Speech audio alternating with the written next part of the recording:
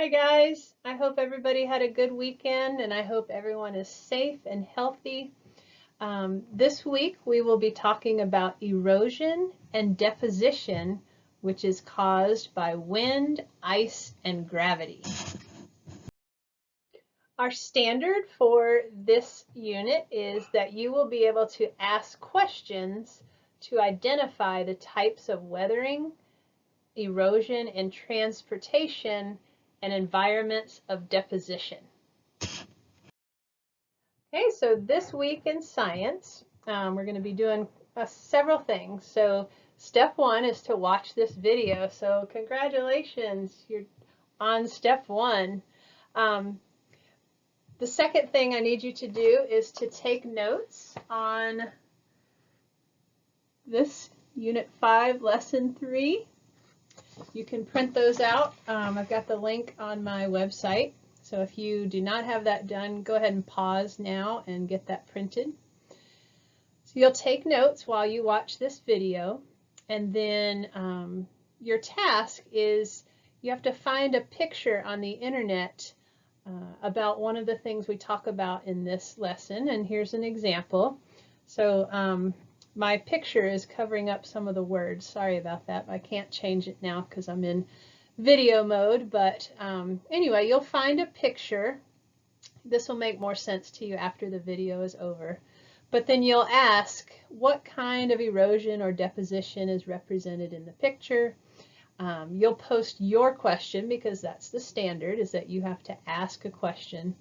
And then you'll go into the Padlet and answer two other people's questions. You'll look at their picture and try to figure out what type of erosion or deposition you see in their picture.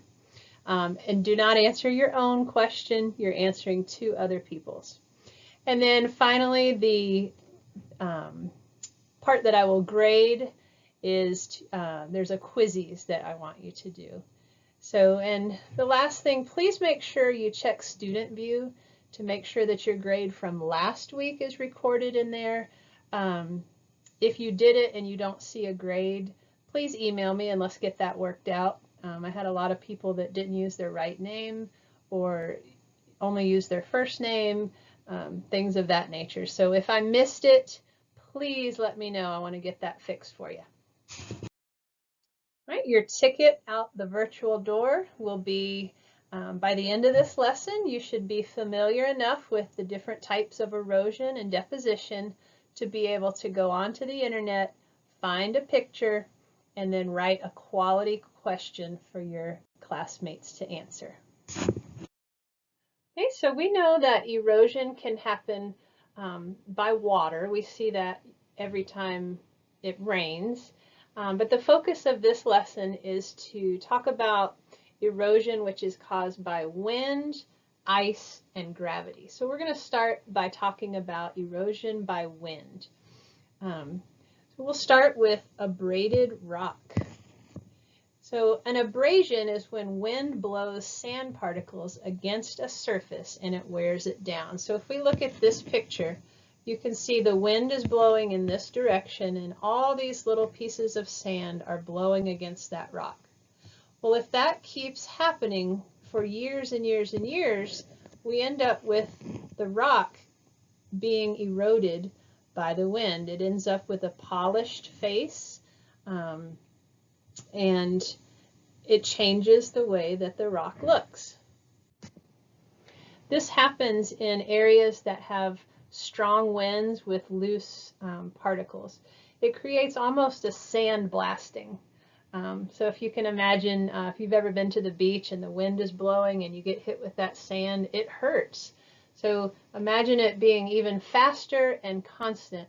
So that would actually break down the rocks.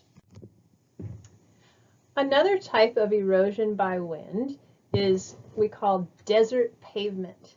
And that happens when wind is blowing across this desert and it picks up the particles and they blow away. So what's left is like exposed rock because all the sediment gets blown away. And it creates what we call a pavement. It's just a whole bunch of stones that are left there and kind of like how our roads look. It's made mostly of small pebbles and broken rocks. Okay, we'll talk about another type of erosion caused by wind, and those are called dunes. So if you've ever been to the beach, you have probably seen these.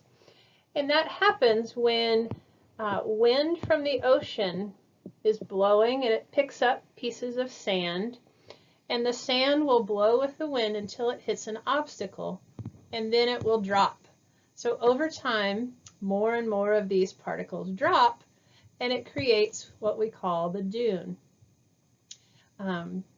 So this is a gentle sloping here, and then on this side we call it the slip face, because that's eventually they get so high that they start falling down on this side.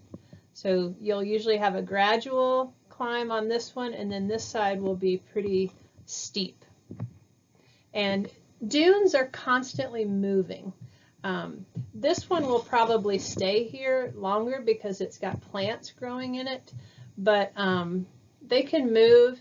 Sometimes you can go back to the beach, and where you saw a dune one year, it's completely gone the next. Okay, and another type of erosion by wind is called loess. And that is where extremely fine material gets carried by the wind over long distances. So we know that sand has a pretty big sized particle. Loess is very fine. So it can travel farther than, say, a piece of sand. It can almost feel like talcum powder, which is like baby powder. It's very smooth and fine, very tiny. So it can travel a long way because it's lighter, but this is very valuable. This is a picture of it, and it's valuable because it can help plants grow a lot better. So farmers really like this, and this can take thousands or even millions of years to form these dunes that are made of loess. Okay, now that we've talked about how erosion can be caused by wind, we will switch to ice. So the first way is called flowing ice. And that is when glaciers are found on land where temperatures keep ice frozen year-round. So if we talk about glaciers, if you think of a snowball, if you've ever taken snow and compacted it into a hard snowball, that's basically how glaciers form over time. When a glacier is on top of a mountain, we know that gravity will pull that downhill, and obviously the steeper the slope, the faster it will move. Glaciers traveling downhill cut grooves into the rock, and they cause abrasion on the rock and the soil underneath. So basically it scrapes, it even leaves grooves behind in the rock as it slides past. And so as that glacier melts, it has picked up all of that rock and sediment as it scraped the mountain. And when it melts, it leaves all those particles behind, and that dropped material is called glacial drift. Another type of erosion by ice is called an alpine glacier. So that's when a glacier forms high in a mountainous area, and they flow through a V-shaped valley. And as it scrapes along the valley, it ends up being more of a U shape rather than the V shape, because it scrapes and erodes a lot of that rock and soil that's there. It can even carve out like a bowl-shaped depression. If you see this right here, this is where they've all come down. That's called a cirque at the head of the valley. And as these glaciers come down, they create sharp and rugged landforms. Now, continental glacier is a big, thick sheet of ice that spreads over a large area. You can see that in the picture here. And kind of opposite of the alpine glaciers, which create steep and rugged landforms, a continental glacier creates a flat and smooth landscape. So these glaciers, they smooth out the exposed rock, and kind of like a bulldozer does with earth, it just kind of flattens it out as it moves along. Okay, we've talked about erosion by wind and ice. So our third type of erosion that we're going to talk about today is erosion by gravity. Now we know that gravity is the force that pulls everything back down to the surface of Earth. So the first type is called slow mass movement. So an example of that is called creep. That's where rocks and soil slowly move downhill due to gravity. So in this picture here, you can see how that kind of works. Everything goes downhill. But here's an example of real life creep. So at one point, these posts used to be straight up and down, but because gravity is kind of pulling this hill, now they are kind of laying on their side. And that happens because water can loosen the soil and allow it to move. You can even see some here that's kind of falling off. Plant roots also move the soil particles apart. Burrowing animals can loosen the soil and rock particles. So lots of things can make this happen, but gravity is what pulls it down. In this picture, you can see how these trees are kind of J-shaped. Well, this tree here used to be up here, and it's just slowly being dragged down this slope by gravity. Okay. Our next type of erosion by gravity is called rapid mass movement. Now we know the word rapid means fast. So this is, we just learned about slow mass movement. This is rapid mass movement or fast mass movement. The first type is called a rock fall. That's when loose rocks fall down a steep slope.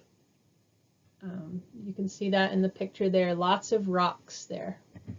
The next type is called a landslide, and that's where we have the sudden movement of a large amount of material that comes downhill. So in a landslide, there can be dirt, trees, sometimes houses, mud. The difference between a landslide and a rock fall is that a rock fall is only rocks. A landslide is just everything. It can carry away plants and animals, vehicles, buildings. They're caused several different ways. It can be an earthquake can cause that. We saw that when we studied Mount St. Helens. So earthquakes can cause these. Also, lots of rain can cause these. It can be caused by construction on different slopes. Lots of ways that those can happen.